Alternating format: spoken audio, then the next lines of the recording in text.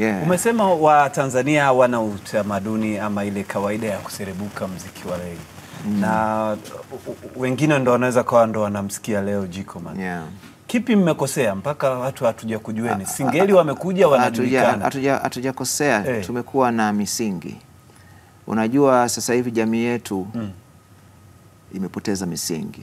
Na reggae tumekataa kupoteza misingi. Kwa hiyo kinachokuwa celebrated Tanzania sasa hivi ni kile ambacho kiko nje ya misingi. Lakini sisi tumeshikataa kwenda na upepo kwa sababu tunajua mwisho wa siku ukweli utabaki kuwa ukweli. Misingi unamaanisha nini? Misingi, muziki ya sasa hivi ni ngono, sio mapenzi kama ambavyo ilikuwa zamani. Na sisi watu wa reggae tumekataa, tuwezi kuimba ngono. Kwa sababu sisi tuna impact watoto wetu. Tuna impact vizazi vijavyo. Mimi baadaye Mungu akiniweka naweza nikaja kuwa mzee wa miaka 70. Alafu nasikia matusi nilikuwa naimba nikiwa mdogo. Nitakuwa na aibu, nitakuwa sina cha kuambia wajukuu zangu. Umeelewa eh? Kwa hiyo ni taifa letu lijitathmini upya. Hata wanamuziki ambao tayari wameshapata umaarufu kupitia hayo matusi, wanaweza bado wana nafasi ya kujirekebisha. Tayari wameshapata crowd kuna watu wanawafuata. Kwa hiyo kwa sababu kuna vitu vingi vya kuimba. Kuna vitu vingi vya kuelekeza watoto wetu. Si ndio? Na muziki ndio kazi yake. Kazi yake ni kukosoa, kuelimisha. Si ndio? Na hiyo ni utamaduni wetu wa Kiafrika. Hata ukienda kijijini kama mtu mmoja mvivu mtaani, utasikia kwenye ngoma mdundiko wanamuimba fulani mvivu, si ndio? Fulani mwizi watamuimba. Na pale ndo anakuwa exposed na kama anaweza kutumia ile nafasi kujirekebisha.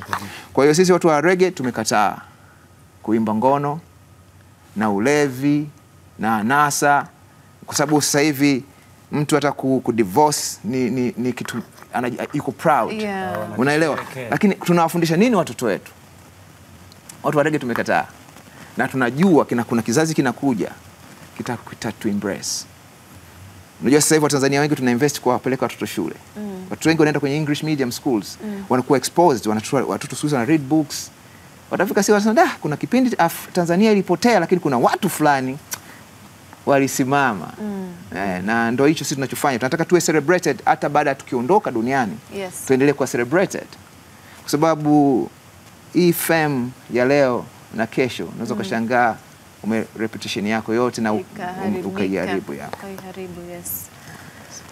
Jiko Man, unataka kutupa burudani kwa namna yote ile kwa ajili ya kuelekea katika kusherehekea miaka 30. Miaka 30 ya Jiko Man. Yeah, why not?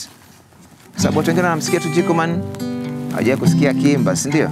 Sababu rasta bwana anaongea sana. Better days. Everybody hoping for better days. Hoping and praying for better days. Let me tell you, better is not good enough. The best is yet to come. Only if you believe. Only and only if you have faith. Yes, the best is yet to come. Keep chasing your dreams. Let the sun shine in your heart. Keep chasing your dreams.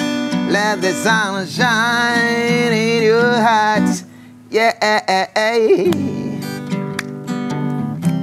The birds and the bees are flapping their wings. Grass is green and the sky is blue.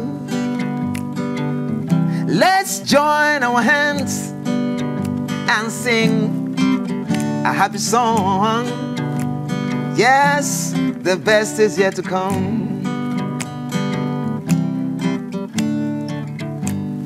Mungu alitumba kwa mfano wake, sasa ya nini stress? Haya tunayoyaona ni mfano tu, mazuri yako mbeleni, tuwe na subra. Hayo yo kama jua litetereki, mwezi hauna stress, bahari hayami, sasa pressure za nini?